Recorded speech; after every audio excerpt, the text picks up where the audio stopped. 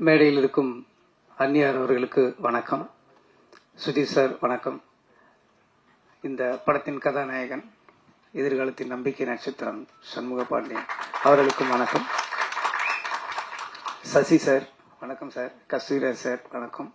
அப்புறம் கழகத்தை தன் தோளில் சுமந்து கொண்டு வந்திருக்கும் பிரபாகரன் அவர்களுக்கும் வணக்கம். கேப்டனின் அன்பு தம்பிகள், சகோதரிகள், தமிழகம் என்றும் இருக்கும் அனைவருக்கும் எனது வணக்கத்தை தெரிவித்துக் கொள்கிறேன்.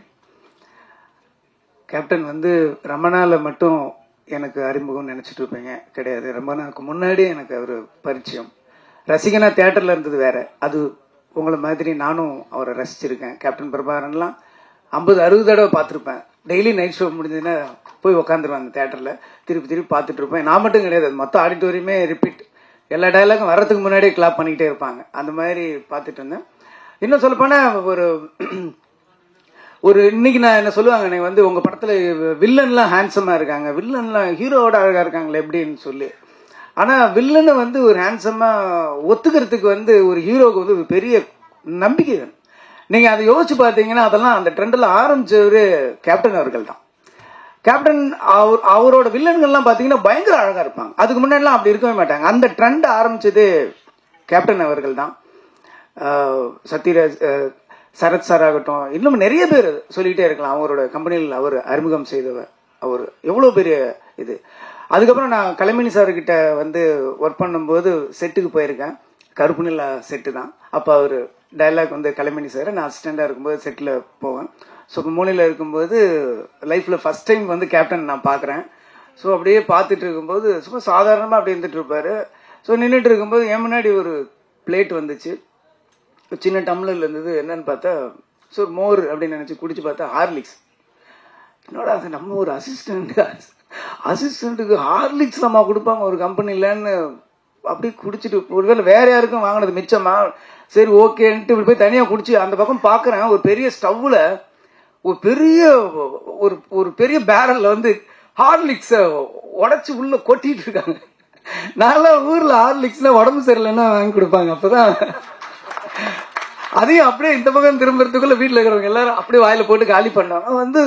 ஹார்லிக்ஸ் ஒரு சினிமா கம்பெனில, அதுக்கு முன்னாடி நான் கலைமணி சார்ட்ட ஒரு 10 செட்டுக்கு போயிருக்கேன். அந்த மாதிரி நான் பார்த்ததே கிடையாது.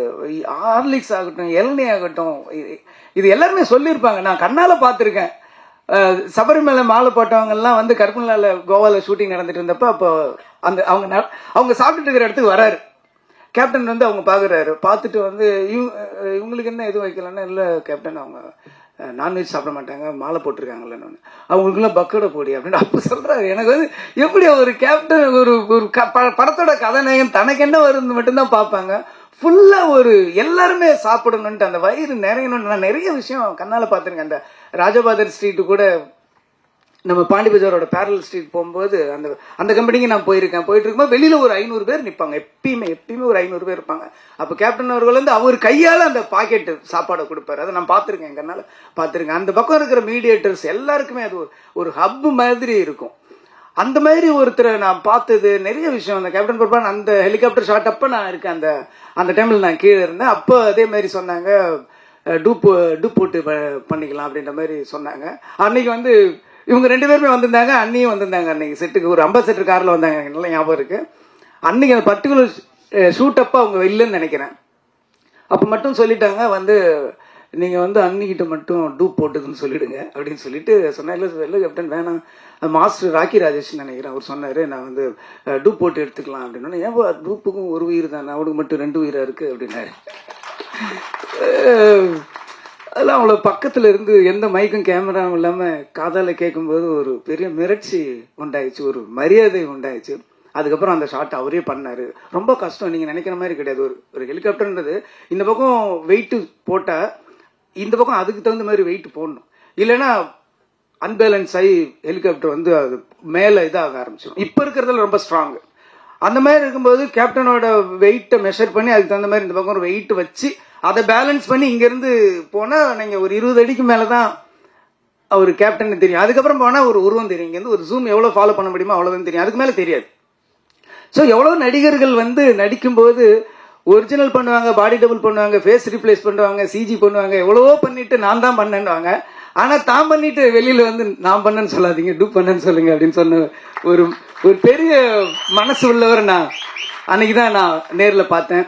அதுக்கப்புறம் ரமணா உருவாகுச்சு. ரமணா உருவாகும் போதும் சரி, ஃபைட் சீன்லாம் பார்த்தீங்கன்னா ஃபைட்டர்ஸ் எல்லாரோட பேரும் தெரியும். எல்லாரும் சின்ன சின்ன ஃபைட்டரு, அந்த கம்பி கட்டுறவங்க, ரோப்பு இருக்கிறவங்க எல்லார் பேரையும் எல்லாருக்குமே தெரிஞ்சிருக்கும். அப்போ அந்த கம்பி ரோப்புலாம் அப்படின்னும் போது நீ ஃபைட்டருக்கு வேணா வை, எனக்கு வைக்காது அப்படின்றவர். என்ன இல்லை நான் இன்ன வரைக்கும் நான் ஒரிஜினலாக தான் பண்ணியிருக்கேன். நான் ரோப் வச்சு பண்ணேன்னா இதுக்கப்புறம் பண்ணது எல்லாமே நான் பண்ணது இல்லைங்கிற மாதிரி அர்த்தமாயிடும் அப்படின்னு சொல்லி எல்லாத்துக்கும் பார்ப்பாரு. ஃபைட்டர்ஸ் பண்ணும்போது உட்காந்துருப்பாரு. கேரவன்னு ஒன்று கிடையவே கிடையாது. ஒரே ஒரு சீன் வந்து ரெட்டில்ஸில் எடுத்தேன். அப்போ ட்ரெஸ் சேஞ்ச் பண்ணுறதுக்கோ காஸ்டியூம் சேஞ்ச் பண்ணுறதுக்கோ ஒரு இடம் இருக்காது. ஏன்னா ஃபுல்லாக அந்த ரெட்டில்ஸ் அந்த ஒரு ஹில்ஸ் மாதிரி இருக்கும். அந்த ஏரியாவில் வந்து ஒரே ஒரு கேரவன் பட்டு அவர்கிட்ட தெரியாமல் நாங்கள் சொல்லிட்டோம். அதுக்கு அவ்வளோ திட்டினேன். யாரை கேட்டியா கேரவன் சொன்னேன். இன்னைக்கு போய் ஒரு ஷூட்டிங் போனீங்கன்னா ஷூட்டிங் அங்கே நடக்குதுன்னா 1 கிலோமீட்டர் கேரவன் ட்ரெயின் மாதிரி நிற்கும். அவ்வளோ பேருக்கு கேரவன் இருக்கிற இடத்துல அன்னைக்கு ஒரு நாள் கூட கேரவன் யூஸ் பண்ணதே கிடையாது. ஒரு நாள் யூஸ் பண்ணேன். அவர்கிட்ட கேட்காம நான் தான் சொன்னேன், காஸ்டியூம் சேஞ்ச் பண்ணணும், க்ரௌடு வரும், உள்ள வந்தா அவர் அங்கே வந்தாவே இங்கே பட்டாசு வெடிக்க ஆரம்பிச்சிடுறாங்க. ஸோ அதனால் நீங்கள் வந்து கேரவனில் இருங்கன்னா ஒத்துக்கவே மாட்டேன். கேரவன் ஆக்சுவலி அன்னைக்கு சும்மா தான் இருந்துச்சு. அதுலேயும் சேர் கூட இப்படி சாயிற மாதிரி சேர் மாட்டேன். ஒர்க் பண்ண சில பேருக்கு தெரிஞ்சிருக்கும். நான் சொல்றது ஒரு புள்ளி கூட போய் கிடையாது, மிகைப்படுத்தவும் கிடையாது. ஒரு ஸ்டூல்ல உட்காந்துருவார், பின்னாடி சாய மாட்டார், பின்னாடி கூட அப்படியே உட்காந்துருப்பார். அப்படியே உட்காந்துட்டு யார் யார் என்ன பண்றா அதை மட்டும்தான் பார்த்துக்கிட்டே இருப்பார். விறுவிறுன்னு வேலை நடக்கும். மற்றவங்க என்ன வேலை பார்க்குறாங்க, வேகமா வேலை நடக்குதா, என்ன சாப்பிட்றாங்கன்றது மொத்தமா அப்படி ஒரு நெட்வொர்க் மாதிரி வச்சுக்கிட்டு எல்லாரோட கேரையும் எடுத்துக்கிறவரு. அவர் ஈவன் டயலாக்லாம் உங்களுக்கு வந்து தெரியாது. ரமணால வந்து எந்த டயலாக்குமே நான் 2 டேக் மேல போனதே கிடையாது.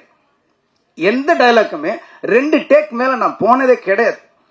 கேப்டன் மேடல் அப்படி பேசுவார், இப்படி பேசுவார், என்ன எதுன்னா அன்னைக்கு நான் பார்த்தப்ப நீங்க வந்து அந்த சீஃப் மினிஸ்டர் அந்த ஒரு லிஸ்ட் சொல்லுவார், தமிழ்நாட்டோட லிஸ்ட், அந்த புள்ளி விவரம்லாம் சொல்லுவார். 2 டேக் போச்சு. ஒரு தடவை கேமரா வந்து கரெக்டா செட்டில் ஆகல, அதனால 2வது டேக் போச்சு.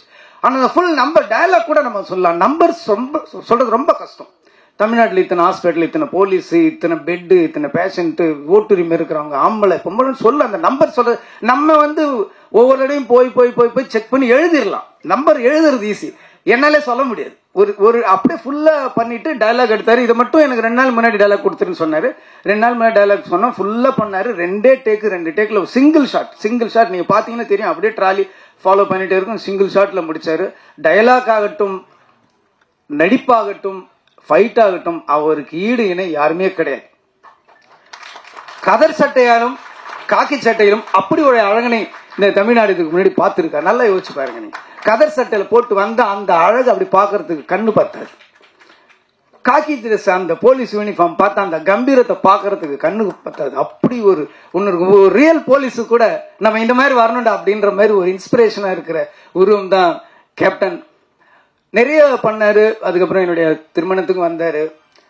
ஏன் இப்படி சும்மா மொட்டை பையனாவே சுத்திட்டு இருக்க, முதல்ல கல்யாணத்தை முடி, உடனே குழந்தை பெற்றுன்னு சொல்லி எந்த ஹீரோ அப்படி சொல்லுவாங்க யோசிச்சு பாருங்க. படம் நடிச்சா அதுக்கப்புறம் நம்பரை டெலிட் பண்ணி அடுத்த படம் ஹிட்டு, திருப்பி ஒர்க் பண்ணாதான் திருப்பி நம்பரே சேவ் பண்றேன். இந்த உலகத்துல அவன் என்ன பண்றான், என்ன பண்ற இப்படின்னு வந்து என் கல்யாணத்து வரைக்கும் வந்து சிரமம், எவ்வளவு சிரமம். இங்க இருந்து இங்க செங்கல்பட்டு தாண்டும் போதுல இருந்தே வண்டி டிராபிக் ஜாக ஆரம்பிச்சிருச்சு.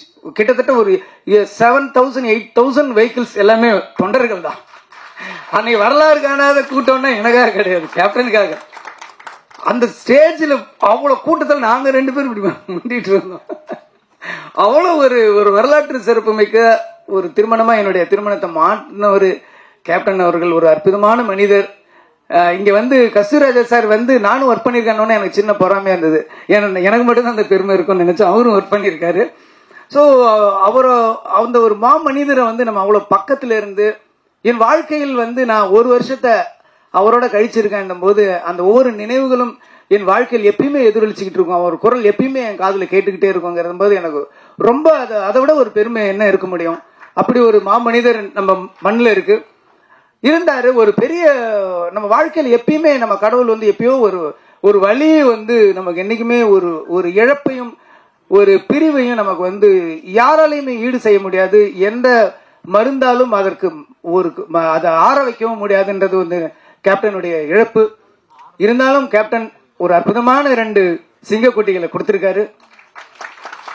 கேப்டன் வந்து எல்லாருக்கும் எல்லாமே கொடுத்திருக்காரு. ஆனா யாருக்குமே கொடுக்காத ஒண்ணு இந்த படத்தோட ஹீரோ கொடுத்திருக்காரு. அவரோட 2 கண்கள்.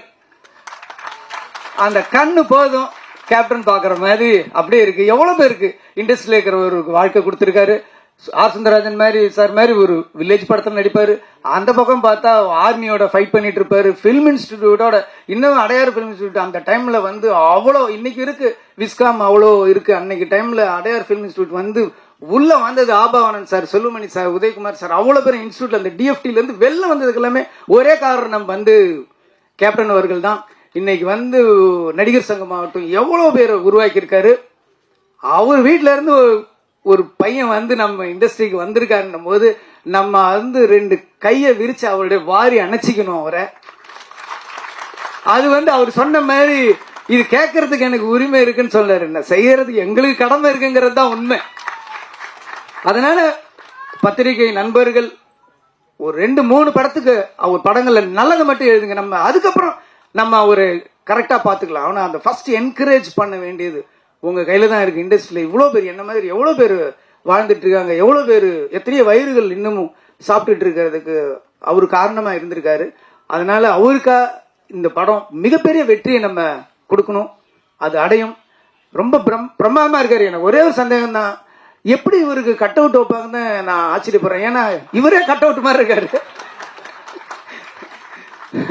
இவ்வளவு ஒரு கம்பீரமான ஒரு கதாநாயகன் தமிழ் சினிமா கிடைச்சிருக்காரு. ரொம்ப சந்தோஷமா இருக்கு. வளர்ந்து வாங்க, ரமணா 2 எடுப்போம். திருப்பியும் வந்து நம்ம கேப்டனை வந்து நம்ம காட்டுவோம். இந்த படம் ரொம்ப அற்புதமா இருக்கு. யானை வச்சு பண்ணிருக்காரு. யானையும் ஒரு சிங்கம் நடிச்ச மாதிரி தான் இருந்துச்சு எனக்கு பார்க்கும்போது. கள்ளழகர்லயும் கேப்டன் அவர்கள் வந்து யானையோட நடிச்சார். அப்போ ஒரு இன்டர்வியூக்குள்ள நான் படிச்ச ஞாபகம் இருக்கு. நான் வந்து யானை வந்து அப்படியே ஒரு குழந்தை மாதிரி பிஹேவ் பண்ணுது, நானே ஒரு யானை வாங்கலான்னு இருக்கேன் அப்படின்னு ஏதோ ஒரு இன்டர்வியூல அவர் சொன்னது மாதிரி நான் படிச்ச ஞாபகம் இருக்கு. அவ்வளோ ஒரு அற்புதமானவர். இன்னும் சொல்லப்போனா ரொம்ப கடினமான உழைப்பாளி. சேலத்துல இருந்து ஒரு இதுலயும் நான் பத்திரிகையில படிச்சேன். சேலத்துல இருந்து ஊட்டிக்கு பைக்லயே ஷூட்டிங்க்கு போனாரு அப்படின்லாம் நான் படிச்சிருக்கேன். அவ்வளவு கடுமையான உழைப்பாளி. உழவன் மகன் படத்துல வந்து ஏவிஎம் ஸ்டுடியோல 2 ஃப்ளோர்ல வந்து ஒரு ஃப்ளோர்ல வந்து ஃபைட் எடுத்துட்டு இருக்காங்க. ரிலீஸ் பிக்ஸ் பண்ணியாச்சு. ஒரு ஃப்ளோர்ல வந்து ஃபைட் எடுத்துட்டு இருக்காங்க, இன்னொரு ஃப்ளோர்ல வந்து சாங் எடுத்துட்டு இருக்காங்க. ஸோ இங்க ஒரு யூனிட் இங்க ஒரு யூனிட் இருக்கு. இங்க ஃபைட் பண்றாரு, அங்க போய் சாங் நடிச்சிட்டு வர்றாரு. 2 பேர் மாத்தி ஒரு 4-5 டேஸ் கூட நடிச்சவங்க. ராதா இவங்க எல்லாமே மயங்கி விழுந்துட்டாங்களாம். அப்பவும் ஹார்ட் ஒர்க் பண்ண ஒரு அற்புதமான ஒரு ஸோ கேப்டன் வந்து எல்லாத்துலயுமே ஒரு 100 மார்க் வாங்கின ஒரு உழைப்புலையும் சரி. நீங்க வந்து கேப்டன் வந்து வீட்டுல பாத்திருப்பீங்க, நாங்க பக்கத்துல செட்லயே பாத்திருக்கோம். அவர் அளவுக்கு நீங்களும் கடினமா உழைக்கணும். அதே அளவுக்கு புகழ் கொடுக்கறதுக்கு தமிழ் மக்களும் ரெடியா இருக்காங்க. எல்லாரும் அவருக்கு வாழ்த்துக்களை சொல்லணும். நீங்களும் இந்த படம் மிகப்பெரிய வெற்றி அடையணும். இந்த படத்தோட இயக்குனர், ஒளிப்பதிவாளர் எல்லாருமே நல்லா பண்ணியிருக்கீங்க. எல்லாருக்கும் என்னுடைய வாழ்த்துக்கள். படம் மிகப்பெரிய வெற்றி அடையணும்னு சொல்லி நான் இறைவனையும் கேப்டன் அவர்களையும் வேண்டிக் கொள்கிறேன். நன்றி.